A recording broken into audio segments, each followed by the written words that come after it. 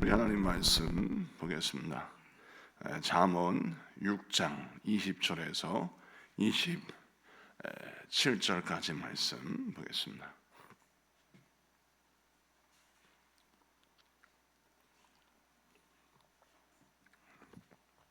우리 다 같이 합독합니다.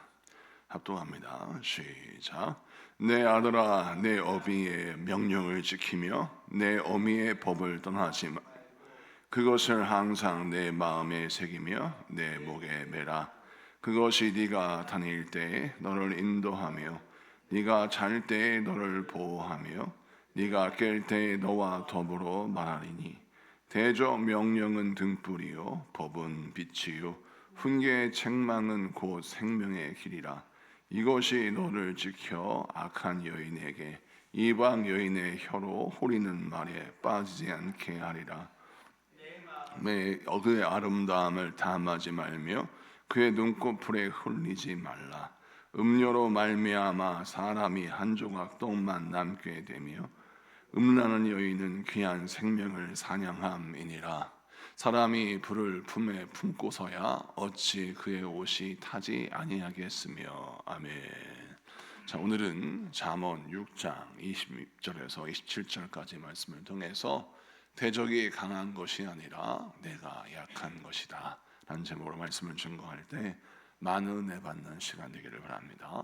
잠언 6장은 유혹을 강조하고 있는데, 특별히 사람의 인생이 무너지는 가장 큰 원인 중에 하나가 외부의 강한 적이 아니라 내부의 영적인 연약함이라고 잠언 6장은 우리에게 말씀합니다. 많은 사람들이 나의 실패를 외부의 적, 치열한 경쟁, 이러한 어떤 외부적인 요인으로 인하여 내가 인생에 실패를 했고 내 인생이 무너졌다라고 말을 하지만, 때로는, 정말 때로는 악한 원수 마귀가 우리에게 유혹이라는 것을 통해서 우리의 내면 세계를 무너지게 하고 우리의 내면의 영혼을 병들게 해서 내 영적인 모든 영성에 나를 보호하는 벽이 파괴됨으로 결국 내가 지켜야 할 하나님의 기업, 내가 지켜야 할 하나님께서 주신 은사, 이런 것들을 송두리째 빼앗겨 버리고 정말 어이없이 작은 시험에 넘어져 버리는 그런 인생으로 전락하게 만들기 위하여 사탄 원수마귀가 덤벼든다라는 거예요. 그래서 우리는 대적의 강함만 바라보고 두려워하지 말고 내 영혼의 강함을 다시 한번 세워서 이 외부적인 공격뿐만 아니라 내부적인 무너짐을 또 우리가 방지하고 또 내 영혼을 잘 강하게 만들어서 하나님의 뜻을 이루는 것이 중요하다는 것을 강조하는 내용이 잠언 6장입니다. 그러한 문맥의 흐름을 보면서 다시 20절, 21절을 보면 내 아들아, 내 아비의 명령을 지키며 내 어미의 법을 떠나지 말라 라고 말씀하고, 그것을 항상 내 마음에 새기며 내 목에 매라 라는 말씀이 등장합니다. 자, 이 말씀의 강조점이 무엇이고 공통점이 무엇입니까? 말씀을 명령 또는 법이라고 강조하고 있고, 또 이 말씀을 명령과 법으로만 표현하는 것이 아니라 아예 내 마음에 그것을 새겨놓으라는 거예요. 누구도 지울 수 없는 말씀으로 새겨놓고 내 목에 매라 라고 하는 것은 항상 어디에서 무엇을 하든지 말씀이 나를 드러내게 하라는 거예요. 그래서 오늘 이 말씀을 통해서 우리 주님이 우리에게 무엇을 설명합니까? 하나님의 백성은 항상 어떠한 삶의 현장이든 어떠한 상황이든 어떠한 시간이든 간에 말씀이 내 삶의 행동을 결정하는 원칙이라는 것입니다. 그래서 그 원칙을 지킬 때 때로는 말입니다, 내 마음에 우러나와서 말씀에 순종할 때도 있지만 오늘은 너무 말씀대로 못 살겠는 거예요. 내 마음이 옛날 같지가 않은 거죠. 평소에는 성령 충만했는데 어제는 몸이 너무 피곤하고 스트레스도 너무 받아서 오늘은 도저히 내가 성령 안에서 은혜 안에서 은혜롭게 말을 하지 못하고 나도 성격대로 뭔가 화도 내고 싶고 뭔가 내 마음속에서 내 생각대로 내 마음대로 좀 하고 싶은 마음이 드는 거예요. 그럴 때 내가 이미 배운 말씀, 내가 나의 심령 안에서 주장하시는 성령님이 우리에게 강요하는 하나님의 명령, 그 명령을 지켜서 내 생각에는 정말 분노가 쏟아지고 내 생각에는 짜증과 원망이 쏟아지는 것 같지만 그래도 그 명령과 그 법을 따라서 내 입에 파수꾼을 세워서 하나님이 신호하신 말은 제하여 버리고 차라리 침묵한다 할지라도 죄짓지 아니하고 말로 남을 해하지 아니하고 우리가 하나님의 명령을 따라 내 입에 재갈을 물리는 그런 훈련을 한다고 칩시다. 자, 그러면 하나님이 이것을 기뻐하신다는 거예요. 여러분, 우리가 신앙생활할 때 하나님의 말씀에 순종하는 상황이 모든 것이 정말 은혜로운 상황이 아님을 기억해야 합니다. 하나님의 말씀을 지킬 수밖에 없는 정말 딱 맞는 날씨, 딱 맞는 상황, 딱 맞는 마음의 상태가 존재하지 않는다는 것이죠.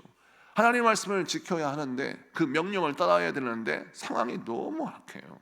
그래서 어쩔 수 없이 말씀대로 살지 못하고 내 생각대로 세상의 유혹에 빠져서 살 수도 있다라고 하는 전제를 깔고 있는 겁니다. 자, 그래서 말씀을 따라 지킬 때에는 때로는 명령으로 들어야 되고 그것을 법으로 인식해야 한다는 것입니다.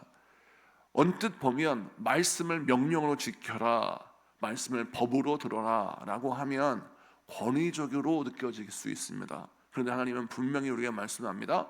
하나님의 말씀을 권위 있게 듣는 것이 중요하다. 이것이 살 길이라는 거예요.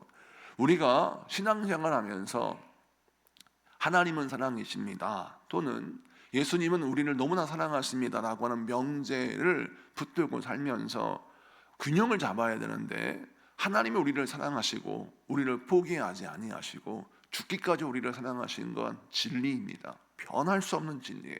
그러나 명심해야 될 것은 균형 잡힌 신앙이란 우리는 이렇게 사랑하신 하나님의 사랑을 내가 방종으로 풀어서는 안 되고 내가 하나님 앞에 예의 없이 행동하는 것은 잘못된 것인 것이죠.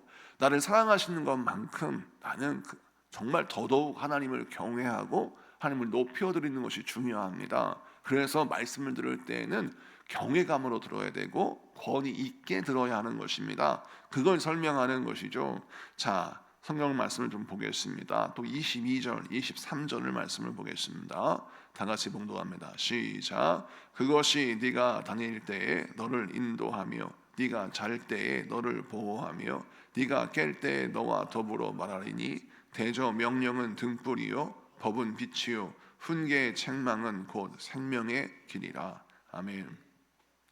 자, 그래서 하나님의 말씀을 항상 내가 듣고 또 배우고 행하고 그것을 내 마음에 새기고 그 말씀 따라 행동하며 인생을 살면 그 말씀이 나를 인도하고 나를 보호하고 나와 더불어 말한다는 거예요.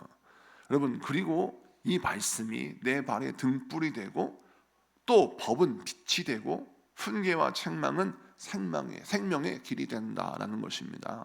이것을 알기 쉽게 설명하자면 아마추어는 할 수 없는 핑계를 따라 살고 프로 선수는 할 수 있다는 이유를 따라 산다라는 명제로 설명할 수 있습니다. 자, 아마추어 선수들은 날씨가 안 좋아서 오늘은 운동할 수 없고 아마추어 선수는 내 몸의 컨디션이 별로 안 좋아서 할 수 없고 또 내 기분이 안 좋아서 할 수 없고 하여튼 여러 가지 이유로 운동할 수 없는 이유를 따라 인생을 삽니다. 근데 프로 선수는 내가 운동할 수밖에 없는 이유를 만들어요.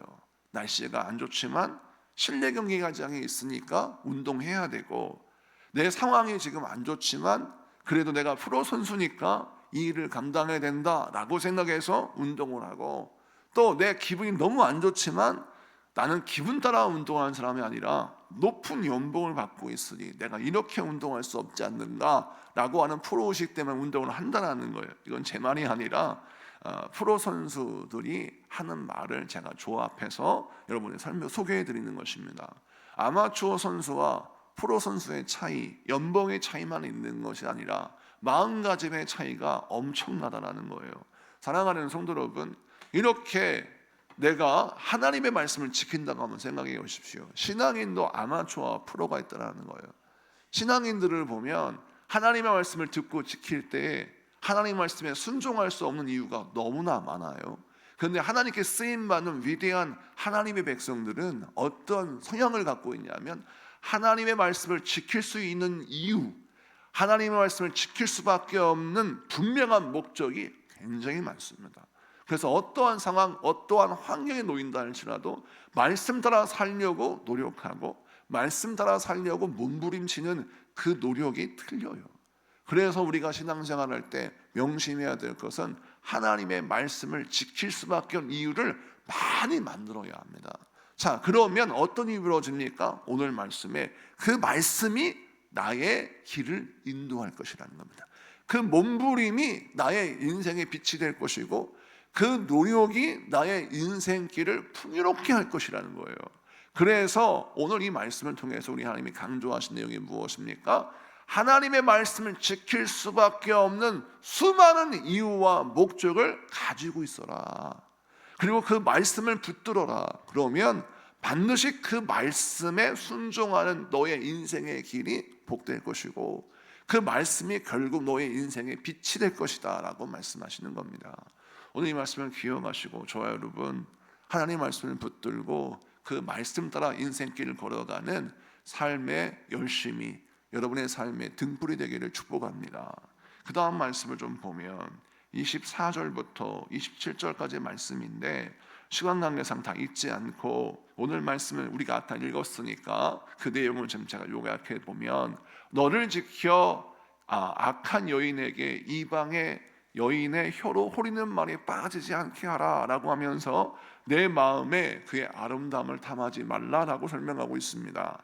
여기에서 중요한 것은 음녀라고 하는 상징은 무엇을 설명하냐면 사단이 우리를 유혹하는 통로예요. 이게 세상일 수 있고 어떤 문화일 수 있고 어떤 다양한 통로일 수 있습니다. 우리로 하여금 하나님의 말씀에 순종하지 못하게 하는 유혹의 통로를 가지고 우리를 흔들어 대는데 오늘 말씀은 자세히 보세요. 사람의 말이 음녀의 말에 홀린다라는 건 뭘 뜻할까요? 음녀의 말이 나를 유혹하는 세상의 유혹이 내 마음속에 어떤 경향성을 자극하더라는 겁니다. 예를 들어서 여러분 가운데 도박에 대해서 나는 전혀 흥미가 없어요. 그런데 사단이 여러분의 마음에 도박에 대한 흥미가 전혀 없는 여러분을 도박으로 유혹하지 않는다라는 겁니다. 우리는 어떻게 유혹하냐면 내 마음의 경향성이 어떠한 유혹에 취약하다면 그것을 건드린다는 거예요. 예를 들어서 성격이 너무 급해요. 또 화를 자주 내는 성격을 갖고 있어요. 그러면 사단은 어떻게 나를 홀리냐면 나의 마음속에 분노를 유발하는 말로 나를 홀린다는 거예요. 그러면 내 마음속에 갑자기 말 한마디만 들었는데 보통 사람 같으면 그럴 수도 있지 라고 넘어갈 수 있는데 그 말을 듣고 막 내 마음에 불이 확 붙는 것이죠. 그래서 화를 내게 되고 결국 분노라고 하는 죄를 저지르게 된다는 겁니다. 자, 그리고 말씀 보니까 나를 유혹하는 어떤 여인의 아름다움을 탐하지 말며, 이거 똑같은 얘기죠. 내 마음의 경향성이 아름답다라고 느껴지는 코드가 남다르다는 것이죠. 우리가 생각할 때 아름답다고 느끼는 것이 무엇입니까? 요즘 제 친구 동기 목사님들이 가끔씩 동기 카페나 또 카톡으로 자기 프로필을 이제 바꾸는데 요즘 들어서 꽃이 올라와요. 그것을 보면서 이상해진다라는 생각이 들어요. 제가 목회하면서 우리 여성교회나 남성교회 우리 권사님들이 하시는 말씀이, 목사님 그거 아세요? 프로필에 꽃이 올라오면 늙었다는 증거입니다. 그런데 옛날에는 그게 참 이상했는데 요즘은 꽃이 그렇게 예뻐서 이 꽃 사진을 찍고 다니는 자기 자신을 보게 되더라는 거예요. 저는 그래서 그걸 볼 때마다 참 이해가 안 가는데, 하여튼 저도 꽃을 별로 안 좋아합니다. 예를 들어 꽃을 찍거나 꽃을 막 예쁘다라고 하는 성향이 아니에요. 근데 점점 꽃이 이쁜 겁니다. 그래서 강날에 꽃이 있는 거 보면 야, 꽃이 참 예쁘다. 그리고 작은 꽃이 이렇게 꽂아 있어도 그 꽃을 보면서 참 예쁘다라고 사진을 찍을 뻔했어요. 제가 꽃이 예뻐서. 왜냐면 꽃이 지는 게 아까우니까. 참 사람의 취향과 성향이 이렇게 변해요. 자, 꽃이 예쁘다라고 하는 성향을 갖고 있는 사람은 꽃이 아름답다고 느낄 수밖에 없는 경향성을 가지고 있어요. 이거를 통하여 악한 원수마가 유혹한다는 거예요. 일례로 쉬운 얘기를 말씀을 드리는 거예요. 자, 그렇다면 우리는 뭘 좋아해야 돼요? 하나님이 악하다라고 하는 것을 좋아하는 경향성을 내 안에서 버리고, 죄가 아닌 하나님이 아름답다라고 느끼는, 말씀하시는 것을 아름답다고 느끼는 경향성을 가져야 합니다. 만약에 하나님이 악하다고 여기시는 것을 좋다라고 느낄 때 화들짝 놀라야 되는 거예요. 내 마음이 병들고 있구나 깨닫고, 내 마음의 경향성을 지 멋대로 움직이게 하지 않고 말씀의 고삐를 탁 채워서 그 말씀의 고삐로 나의 마음의 경향성을 주장해야 합니다. 그래서 하나님이 기뻐하시는 방향대로 가게 해야지, 그렇지 않고 그냥 내 마음의 느낌이 그런 건데 나는 이게 예뻐, 이게 좋아, 이런 성향이야 라고 하는 삶으로 전락해 버리면 결국 그거를 통하여 하나님이 우리를 병들게 하더라라는 것입니다. 그래서 여러분 깨닫고 오늘 말씀을 붙들고 이 24절부터 27절까지의 말씀에 강조한 말을 잘 보십시오.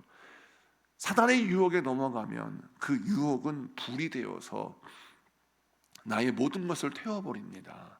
이 얼마나 안타까운 일입니까? 여러분, 쌓는 것은 오래 걸립니다. 세우는 것은 힘겹습니다. 근데 불로 태워지는 것은 한순간이에요. 그래서 잠언은 강조합니다. 아버지의 말씀 붙들고 승리해라. 너희 마음의 경향성, 네가 무엇을 아름답다 여기느냐, 네가 무엇을 할 때 즐거우냐, 그 아름답다고 여기는 감각, 즐겁다고 여기는 통로, 그것이 하나님의 마음에 합해야 한다라고 말씀하는 겁니다. 그렇습니다. 이 말씀을 붙들어야 합니다. 솔로몬은 왕으로서 남의 위에 군림하는 것이 즐겁다라고 느낄 때 이것이 얼마나 하나님 앞에 악임을 깨달았습니다. 왕의 자리에 있으면서 그 자리가 남 위에 군림하는 자리요, 그 자리가 남에게 명령하면서 권세를 누리는 자리가 아님을 깨닫고 즐거움을 누리는 통로가 그렇지 말아야 됨을 강조하고 있는 것처럼 우리들도 항상 즐겁고 좋다, 아름답다 느끼는 그 감각을 바로 수정하고 말씀의 고삐로 제어하는 여러분 되시기를 축복합니다. 우리 공동기도문 같이 기도하고 우리 같이 기도하도록 하겠습니다. 같이 선포하며 기도합니다. 시작. 생명의 주님, 오늘도 말씀을 통해 저희의 영혼을 일깨우시고 세상의 달콤한 유혹 앞에 무너지지 않도록 지혜를 주시니 감사드립니다. 저희의 마음에 주의 말씀을 새기게 하시고 법과 명령처럼 굳게 붙들어 인생의 길에서 주와 동행하게 하옵소서. 주의 말씀이 우리의 앞길을 밝히는 등불이 되게 하시며 우리의 걸음을 인도하는 빛이 되게 하옵소서. 메마른 영혼의 감각을 새롭게 하셔서 하나님이 기뻐하시는 바른 길, 생명의 길을 기쁨으로 걷게 하옵소서. 오늘도 저희를 지키시고 보호하시는 예수 그리스도의 이름으로 기도드립니다. 아멘.